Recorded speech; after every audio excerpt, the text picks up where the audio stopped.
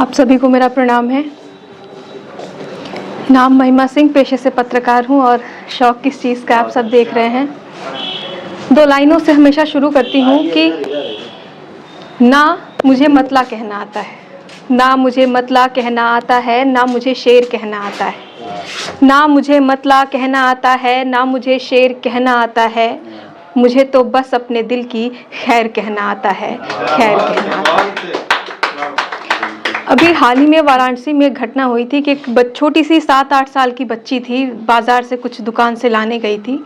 उसके पड़ोस का ही कोई लड़का था, उसको ज़बरदस्ती लेके जाता है, उसके साथ ज़बरदस्ती करने की कोशिश करता है और जब नहीं कर पाता है, उसमें सफलता नहीं मिलती है उसको, तो उसके सिर पे मारता है, बहुत गंभीर चोट से उसकी मौत हो जाती है।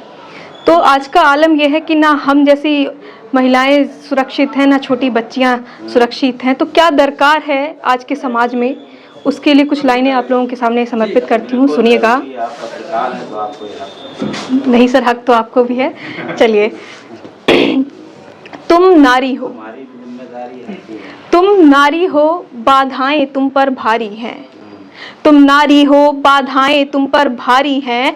तुम अब रुक नहीं सकती, अब प्रहार की बारी है। तुम नारी हो, बाधाएं तुम पर भारी हैं। तुम बंध नहीं सकती, अब प्रहार की बारी है। जलती रही लौ को अब ज्वाला करो, जलती रही लौ को अब ज्वाला करो। भस्म करो दुराचारियों को, ये नियति तुम्हारी है, ये नियति तुम्हारी है। समय की पुकार है, समय की पुकार है, संहार ही उपचार है। समय की पुकार है, संहार ही उपचार है। समय की पुकार है, संहार ही उपचार है। शस्त्र उठाना होगा तुम्हें, व्यभिचारियों का नहीं और कोई उपाय है।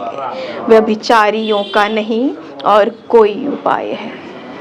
रूप बदले हैं दैत्यों के, रूप बदले हैं दैत्यों के, विचार आज भी वही है। रूप बदले हैं दैत्यों के, विचार आज भी वही है। नारी है अबला, भोग विलास के लिए पड़ी है। इनकी वासना नहीं बनेगी जीवनी तुम्हारी।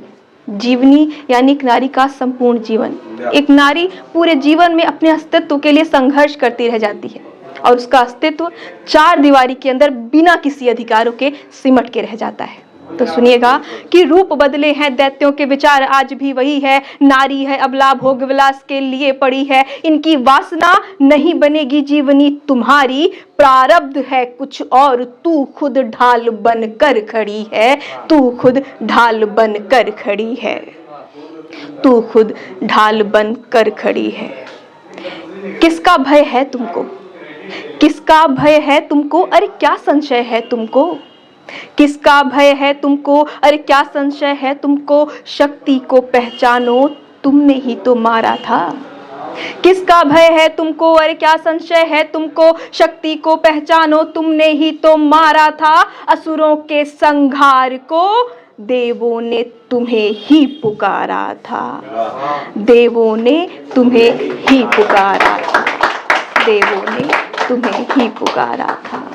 हजारों पर गरजी थी तुम, हजारों पर गरजी थी तुम। चुन चुन कर यमलोक पहुंचाया था। हजारों पर गरजी थी तुम, चुन चुन कर यमलोक पहुंचाया था। अपने सतीत्व के लिए ब्रह्मांड में कोहराम मचाया था, ब्रह्मांड में कोहराम मचाया था। सड़कों पर किससे सहम रही, सड़कों पर किससे सहम रही, कौन तुम्हें डरा सकता है। सड़कों पर किससे सहम रही, कौन तुम्हें डरा सकता है। काली का रौद्र रूप हो, फिर कौन हाथ लगा सकता है, फिर कौन हाथ लगा सकता है। सड़कों पर किससे सहम रही, कौन तुम्हें डरा सकता है। काली का रौद्र रूप हो, फिर कौन तुम्हें डरा सकता है। आत्मरक्षा में हत्या भी पुण्य बन जाता है। इस हिंसक वाक्य को आगे की लाइन में सार्थक करूं तो सहयोग करिएगा कि आत्मरक्षा में हत्या भी पुण्य बन जाता है। आत्मरक्षा में हत्या भी पुण्य बन जाता है। नारी उठा ले जो शस्त्र, वो इंसाफ कहलाता है, वो इंसाफ कहलाता है, वो इंसाफ कहलाता है। इन पाखंडियों में भय होना आवश्यक है। इन पाखंडियों में भय होना आवश्यक है। जननी हो सकती है विध्वंसक, ये आभास होना आवश्यक है। ये आभास होना आवश्यक है। हमारी जो सृष्टि है वो स्त्री पुरुष से मिलकर बनी है। हम माने चाहे ना माने, ये नियति है। और जब एक पुरुष स्त्री का साथ देता है तो क्या होता है, सुनिएगा 4 लाइनों से कि चल रही हूं बेबाक सी बेखौफ में, चल रही हूं बेबाक सी बेखौफ में, ख्वाहिशों को मैंने अब भी सजाए रखा है। चल रही हूं बेबाक सी बेखौफ में, ख्वाहिशों को मैंने अब भी सजाए रखा है। वो शख्स खड़ा है मेरे पीछे जिसे मैंने खुद से आगे रखा है, जिसे मैंने खुद से आगे रखा है वो किरण मेरी रोशनी का, है वो किरण मेरी रोशनी का, वो आकाश है मेरे सपनों का, है वो किरण मेरी रोशनी का, वो आकाश है मेरे सपनों का। वैसे तो पंखों में है जान बहुत, वैसे तो पंखों में है जान बहुत, मगर वो उड़ान है मेरे हौसलों का, मेरे हौसलों का। अब नारी शक्ति की बात हो गई, थोड़ी सी इश्क की बातों पे आते हैं। इश्क का एक शुरुआती फेज होता है कि ना हम कुछ कह पाते हैं, बातें अधूरी रह जाती हैं, मुलाकातें अधूरी रह जाती हैं। तो 4 लाइनों से समेटूंगी मैं कि क्यों हर बार एक कसक रह जाती है, क्यों हर बार एक कसक रह जाती है, क्यों हर बार एक बात रह जाती है, क्यों हर बार एक कसक रह जाती है, क्यों हर बार एक बात रह जाती है।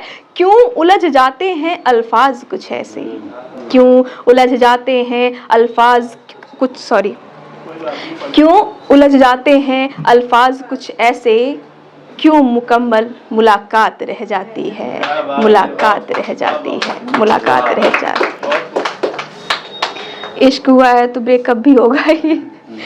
तो सबके अपने नहीं, पहले में अक्सर अधूरा रहता है, पहले में अक्सर अधूरा रह जाता है। सबके अपने अपने कारण होते हैं। सुनिएगा, चलिए चलिए। वो चाहता था साथ मेरा सिर्फ एक वक्त तक, वो चाहता था साथ मेरा सिर्फ एक वक्त तक, उसे चाहिए था प्यार मेरा सिर्फ एक वक्त तक। वो चाहता था प्यार मेरा सिर्फ एक वक्त तक, उसे चाहिए था प्यार मेरा सिर्फ एक वक्त तक। उस बेगैरत का सितम तो देखिए, उस बेगैरत का सितम तो देखिए, कहता रहा इश्क है तुमसे, कहता रहा इश्क है तुमसे, सिर्फ एक वक्त तक, सिर्फ एक वक्त तक, सिर्फ एक वक्त तक।